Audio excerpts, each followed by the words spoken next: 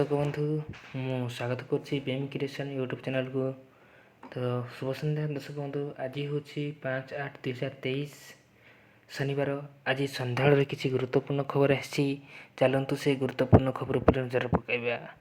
तो दर्शक बंधु बर्तमान जहाँ सूचना मिली 6 रु पुणी वर्षा विभिन्न जिला को येलो वार्निंग जारी। सूचना अनुसार उत्तर छत्तीसगढ़ और संलग्न उत्तर पूर्व मध्य प्रदेश तथा दक्षिण पूर्व उत्तर प्रदेश उपर रही स्पष्ट चिन्हित लघुचाप क्षेत्र आज दुर्बल हो लघुचापर रूप नहीं।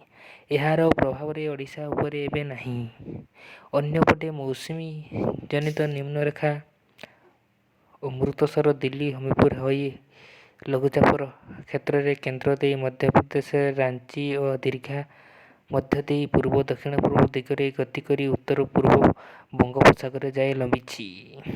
यार प्रभाव राज्यर मेघुआ पाग जारी रही स्थाने स्थाने हालुका वर्षा हो जाइछि। आसंता काली राज्य में पाग सुखिला रहिबो। 6 तारिख ठारू 8 तारिख जाए राज्य में विभिन्न स्थान में वर्षा संभावना रही आंचलिक पाणीपाग विज्ञान केन्द्र पक्षरु कहुଯାଇଛି।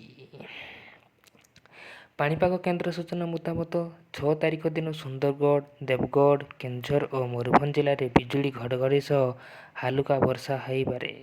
एथिसह 7 तारिख दिन बालेश्वर, भद्रक, जाजपुर, केन्द्रापड़ा, कटक, जगतसिंहपुर, केन्दुझर, मयूरभंज, ढेंकानाल, अनुगुल, खोर्धा और पुरी जिले में अर्थात पूरा उपकूल ओडिशा वर्षा संभावना को येलो वार्निंग जारी कर देइछि। 8 तारिख दिन मध्य उपकूल ओडिशा समेत संलग्न अंचल में वर्षा संभावना रहुथिबारु येलो वार्निंग जारी होइछि। आसंता काली राजधानी भुवनेश्वर पाग आंशिक मेघुआ रहिबो। दिन में सर्वोच्च तापमात्रा 34 डिग्री और सर्वनिम्न तापमात्रा 25 डिग्री मध्य रहिबो। ये थिला पाणीपाग सूचना दर्शक बंधु। तो जो मैंने मो चैनल को ना कर प्लीज लाइक करंतु, शेयर करंतु, सब्सक्राइब करंतु, जहाँफल कि आप लेटेस्ट अपडेट न्यूज सर्वप्रथमे पाइपर।